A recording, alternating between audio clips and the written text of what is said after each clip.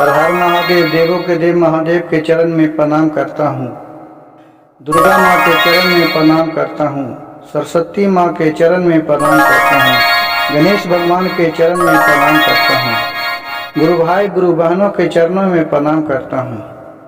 गुरु भाई गुरु बहन, चर्चा शिव गुरु से का हो रहा है, इसलिए चर्चा को ध्यान से सुनिएगा और अंत तक सुनिएगा, क्योंकि और दूसरा का कहानी नहीं हो रहा। कहानी कथा जो भी हो रहा है शिव गुरु की रिलेटिव हो रहा है, उन्हीं से जुड़ा कहानी कर रहा हूँ। इसमें कहानी को एक तो अधूरा सुनने से आपको आधा ही बात समझ में आएगा, इसका पूरा रहस्य नहीं समझ में आएगा, और इसके साथ शिव गुरु का अपमान भी होता है। इसलिए कहानी को पूरा अंत तक सुनिए ताकि आपको इनके बारे में समझ में आए। गुरु भाई गुरु बहन, जानिए और सोचिए कि जिसका दिल साफ होता है उसके साथ ही भगवान भी होते हैं।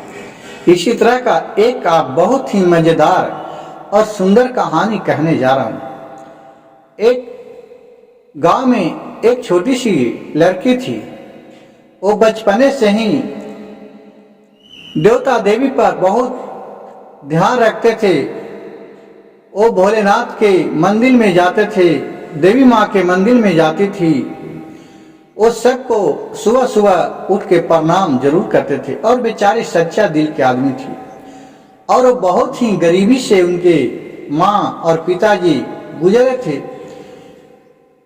उनके जब शादी करने योग्य हो गया तो उसके गांव टोला मोहल्ला के बोलने लगे कि इसका किस घर में शादी होगा, इतना इसको कौन शादी करेगा, इसके पास तो दौलत ही नहीं है कि ये दान दक्षिणा दहेज में कुछ देगा। देखिए सब भोलेनाथ की कृपा है। उसका भी शादी लग गया एक साधारण परिवार में। वो भी अच्छे सच्चे दिल के आदमी थे। जब ये शादी करके गई दुल्हन बन के, वहां अपने सास ससुर, अपने पति और देवर थे, वो सबके साथ अच्छा बर्ताव करने लगे। उनके 4 देव थे और एक उनके पति थे 5 गो। उनके भाई थे, देव पति थे जी, और सास ससुर। लेकिन वहां भी गुरु भाई गुरु बहन, सोचिए कि भगवान परीक्षा जब लेते हैं तो बहुत परीक्षा लेते हैं।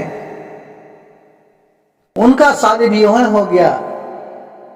अब उस घर में गई, वहां भी बेचारी के भोलेनाथ के कृपा से घर में जैसी इसका चरण पड़ा, उस घर में शादी होके नई नवेली दुल्हन गई तो कुछ अच्छा से आगे की ओर संस्कार बरकत मिलने लगे। लेकिन इसका पास में कोई दुल्हन थी नई वाली, उसके पास में कोई छल कपट की चीज नहीं था, क्योंकि वो बचपने से ही छल कपट नहीं की थी। इसका मर्म ही नहीं जानती थी। जो भी सामने देखता था, सुनती थी, वो बेचारी बोल देती थी। अब यहाँ घर में देखिए भोलेनाथ की महिमा, उनका बुद्धि उस लड़की का देखिए। घर में खाना खाने के लिए, जब भोजन बनने के लिए, जब उसको चावल नाप के मिलता था, सास उसको नाप के दे देती थी।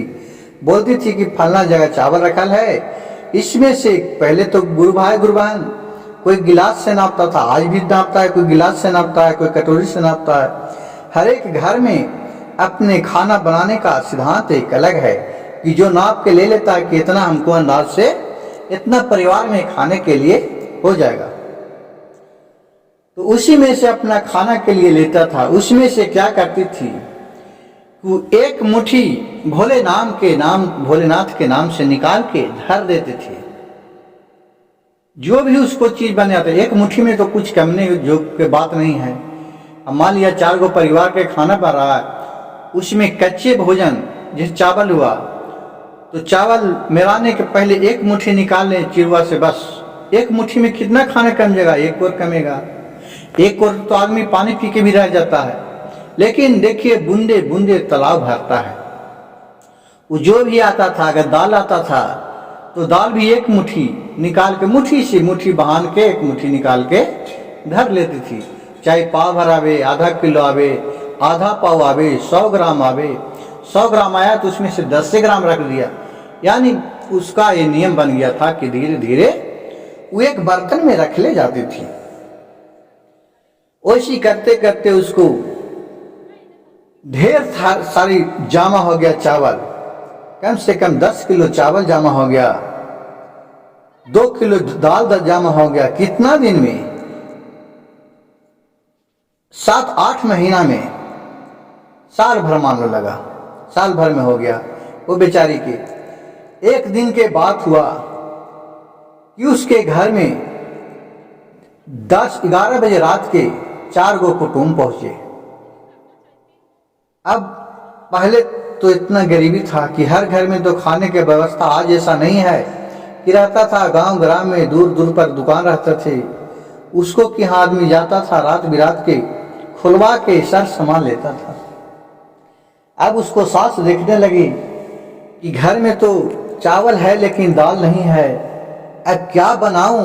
इन लोग तो आए 11 बजे रात के और कोई कुछ बोले भी नहीं। अपने बहू और सास बतियाने लगी, बहू से बोली कि बहू चावल तो है लेकिन दाल तो नहीं है, ऐसा करो कि तू दाल चढ़ावो, चावल चढ़ावो, मैं जाता हूँ देखता हूँ दुकान खुला के किसी ही से लाता हूँ, क्योंकि मेरे घर में परिवार आए हैं, बेइज्जती हो जाएगा, इसीलिए दाल जरूर बनाना है। कैसे छूछे चावल बना दूंगा और सब्जी खिला दूंगा। आलू रखता था, आलू था, लेकिन आलू के सब्जी भात कैसे परसा जाएगा? परिवार आए हैं। परिवार को पहले भगवान के समान लोग पूछते थे, आज भी पूछते हैं बहुत सा, लेकिन बहुत सा घर में है कि परिवार को देख के लोग दूर भाग जाते हैं कि हमारे घर में एक साल के लिए खाना आ गया, घट जाएगा। लेकिन पहले के जमाना में, पहले के समय में, पहले के ऐसा बाल बच्चा का संस्कार था कि कोई भी परिवार आते थे तो उसको पैर छू के अपने से बड़ा हो तो प्रणाम करते थे। इस तरह के बाप माँ का संस्कार दिया रहता था। तो वो अपने बहू बोली सास से कि माँ जी आपको चिंता करने की बात नहीं है, मैं रखा हूं, दाल है मेरे पास, मैं बना दूंगा, इसीलिए तो मैं रखा हूं। बहू से सास पूछी कि तू कहाँ से रही थी बहू, तुम्हारे पति तो कमाता भी नहीं है, कहाँ से लाई? ऐसमार के ले जाकर दिखाई, बेचारी सच्चे दिल के आदमी थी। दिखाया कि 2 किलो भर दाल है, अब 4-5 पैसे भर चावल जमा कर लिया है एक तसला में रखते रखते। अपने बहुत मन खुश हो गया, उसी को बनाए और सब परिवार को 12-1 बज गया था बनते खाना सबको खिलाए।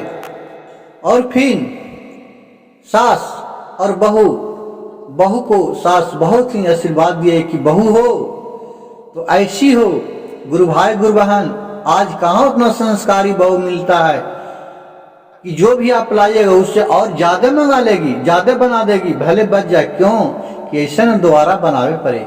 ये सब बुद्धि कहाँ आज का जमाने में बहुत कम आपको देखने को मिलेगा, ये ऐसा शिक्षा मिलता है।